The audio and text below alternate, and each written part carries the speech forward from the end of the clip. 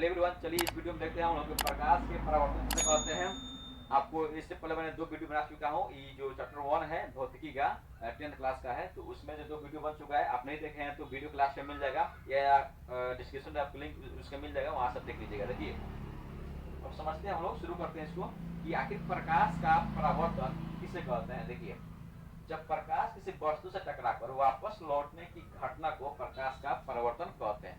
मान लीजिए कोई वस्तु, मान लीजिए यहाँ देखिए प्रकाश का मान लेते हैं, यहाँ पे जो है जब प्रकाश की किरण, मान लीजिए ये प्रकाश हो गया, सूर्य है, यहाँ से किरण आ रहा है, मान लीजिए यहाँ पे कोई वस्तु है, ठीक है, यहाँ से आया और टकरा करके जो है पुनः जो है इधर लौट जाता है।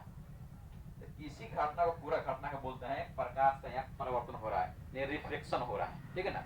बहुत आराम से समझिए। तो ये जितना चीज है इस किताब में परिभाषा लिखा हुआ है, लेकिन आप यहाँ वीडियो में अगर क्लिक किए हैं तो आपको समझना है आखिर क्या है। तो इसको बढ़िया समझ लीजिए, इसको जो है ना लास्ट में स्क्रीनशॉट ले लीजिएगा यहाँ से, या इसको नोट कर लीजिएगा, तो आपको हमेशा काम आएगा। और दूसरा होता है कि परावर्तन के नियम क्या है। मान लीजिए यह जो है किरण आता है, यहाँ टकराता है, फिर वापस जाता है, तो कुछ नियम का पालन करते हुए जाता है। ऐसे नहीं कि आया टकरा गया फिर निकल गया, ऐसे नहीं कि यहाँ पर आया और टकराया और इधर निकल गया, ऐसे नहीं होता, इधर निकल गया इधर नहीं, ऐसे नहीं होता है। कुछ नियम होता है प्रकाश के परावर्तन के, कुछ नियम होते हैं, उस नियम का पालन करते हुए वो वहां से गुजरता है। देखिए जैसे मान लेते हैं परावर्तन का नियम क्या है, तो प्रकाश की किरण किसी सतह पर पड़कर जिन नियमों का पालन करते हुए उस सतह से परावर्तित होती है, तो उन नियमों को परावर्तन के नियम कहते हैं। ये तो उसका डिफिनेशन हो गया कि मान लीजिए आप इस विद्यालय जाते हैं तो विद्यालय में कुछ नियम होता है, ठीक है, पहले प्रार्थना होगा, पहले सफाई होगा, प्रार्थना होता है, वो सब प्रक्रिया होता है, नियम होता है कि नहीं होता है। उसे जो है प्रकाश की किरण जब जा करके किसी वस्तु से टकराती है और वहां से लौटती है, तो कुछ नियम पालन करते हुए लौटती है, उसी को बोलते हैं परावर्तन के नियम बोलते हैं, ठीक है। अब देखिए जैसे मान लीजिए ये हो गया दर्पण। अब दर्पण किस तरह का होता है वो आपको आगे मिलने वाला है वीडियो में। तो यहाँ पे सिर्फ समझिए कि ये जो दर्पण जो है, मैंने शीशा इसको बोलते हैं हम लोग, कांच बोलते हैं, यह है समतल दर्पण।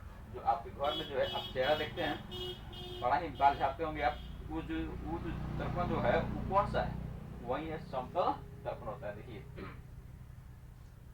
आपकी किरण क्या है, मान लीजिए यहाँ से जो है किरणें जो जाता है, मान लीजिए यहाँ से किरण गया, किरण मतलब क्या होता है, किरण किसे कहते हैं, अब इसके पहले वाले वीडियो में रहती है, अगर आप नहीं देखा होंगे तो उस वीडियो को देख लीजिएगा।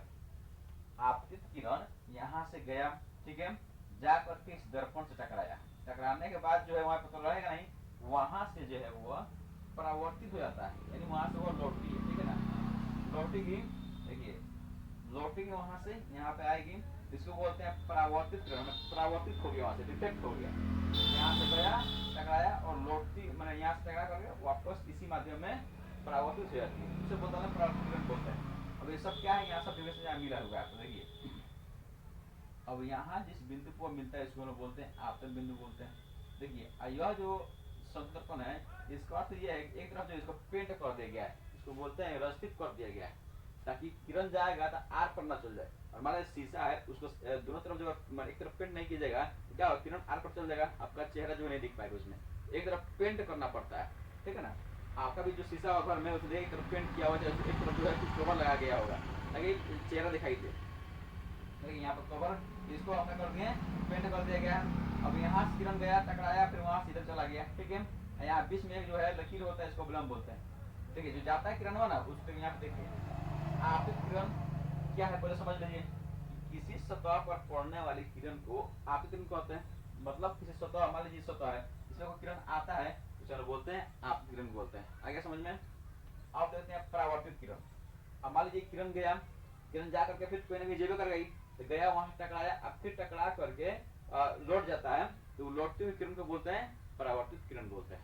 क्या बोलते हैं, परावर्तित किरण बोलते हैं, ठीक है। दूसरा होता है आपतन बिंदु। अब मान लेते हैं आपतन किरण जाएगा टकराएगा तो किसी न किसी बिंदु मिलेगा, मान यहाँ बहुत सारे बिंदु, यहाँ यहाँ बहुत सारे बिंदु है, माना देखिए इस बिंदु पर जाकर वो टकराता है, इसी बिंदु को बोलते हैं आपतन बिंदु बोलते हैं। इसको ओ से हम लोग डिनोट करते हैं, किसे, ओ से हम लोग इसको डिनोट करते हैं, मैंने लिखते हैं। और यह जो जाकर जिस बिंदु को मिलता है उसी बिंदु को बोलते हैं आपतन बिंदु बोलते हैं, ठीक है ना। ये हो गया। अब होता है अभिलंब, क्या होता है, ठीक है ना, अभिलंब। देखिए आपतित किरण और परावर्तित किरण है, इसके बीच में जो है एक बिंदु है, इस बिंदु पर से एकदम सीधा जो खींचा गया है ना लंब एकदम, इसी बोलते हैं अभिलंब। देखिए यहाँ पे कि समतल सतह किसी बिंदु पर खींचे हुए लंब को उस बिंदु पर अभिलंब कहते हैं। कुछ यहाँ समझ लीजिए, देखिए यहाँ गया, आपतित किरण गया और एक बिंदु पर यहाँ पर टकराया, फिर वापस जो उसी बिंदु से ले चला गया। जिस बिंदु पर टकरा गया ना उसी बिंदु से सीधे खींचने लाएंगे तो उसे मतलब बोलते हैं अभिलंब बोलते हैं। ठीक है, इसका भी आगे यूज है, इसीलिए उसको पूछा गया है। अब समझते हैं यहाँ पे और पूछ गया है आपतन कोण और परावर्तन कोण क्या होता है। यहाँ पर लिखा गया आपतन कोण आपतित किरण तथा अभिलंब के बीच बनने वाले कोण को आपतन कोण कहते हैं, जिसे स्मॉल आई द्वारा निरूपित करते हैं। इसका इंग्लिश होता है एंगल ऑफ इंसिडेंस। देखिए यहाँ पे आपतित किरण है, बीच में क्या है अभिलंब, तो दोनों के बीच में जो कोण यहाँ बन रहा है इसी कोण बोलते हैं आपतन कोण बोलते हैं। क्या बोलते हैं? आपतन कोण। यानी ऐसे याद कर लीजिए, आपतित किरण और अभिलंब के बीच बनने वाले कोण को आपतन कोण कहते हैं। ठीक है ना, इसे छोटा आई से यानी स्मॉल आई से सोनो लिखते हैं। क्यों लिखते हैं स्मॉल आई से? क्योंकि इसका नाम ही होता है एंगल ऑफ इंसिडेंस। इसका नाम क्या है? आपतन का इंसिडेंस, यानी आई इसमें आ रहा है, इसलिए इसी आई से जो है इसको स्मॉल आई से हम लोग निरूपित करते हैं या लिखते हैं। ठीक है ना। दूसरा होता है परावर्तन कोण। क्या होता है? अब देखिए, परावर्तित किरण यहाँ पे आ रहा है और अभिलंब, ये दोनों के बीच बनने वाला कोण क्या बोलते हैं? परावर्तन कोण बोलते हैं। एकदम सिंपल है, परावर्तित किरण और अभिलंब के बीच बनने वाला कोण को परावर्तन कोण बोलते हैं। ऐसे छोटा आर से मतलब स्मॉल आर से इसको लिखते हैं। क्यों लिखते हैं? क्योंकि इसको होता है एंगल ऑफ रिफ्लेक्शन, यानी इसमें आर आ रहा है, आर होता है, इसीलिए इसको छोटा आर से हम लोग इसको डिनोट करते हैं। ठीक है ना। अब जो है इसका हम पढ़ने वाले हैं कि परावर्तन के नियम दो तरह के होता है और कौन कौन होता है, इस पर हम लोग पढ़ेंगे लोग।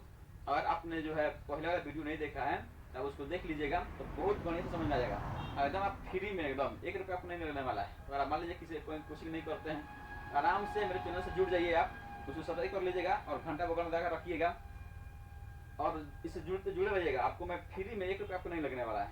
इसको देखिए लगातार जो है साइंस का, SST का, मैथ का, सबका वीडियो जो है आपको मिलने वाला है। ठीक है ना। इसको हमेशा हमारे प्रयास करेंगे कि हम इसको बना करके वीडियो डालते रहें और बनेगा, वीडियो जाएगा। ठीक है ना। जैसे आप जुड़े रहिए और इसको बढ़िया समझिए, और कोई कन्फ्यूजन होगा तो कमेंट कीजिएगा और अपने दोस्तों के साथ शेयर कर लीजिए। जो भी पढ़ने वाले विद्यार्थी हैं शेयर कर लीजिएगा, आपको ऐसे ही वीडियो मिलता रहेगा। ठीक है, मिलते हैं नेक्स्ट वीडियो में।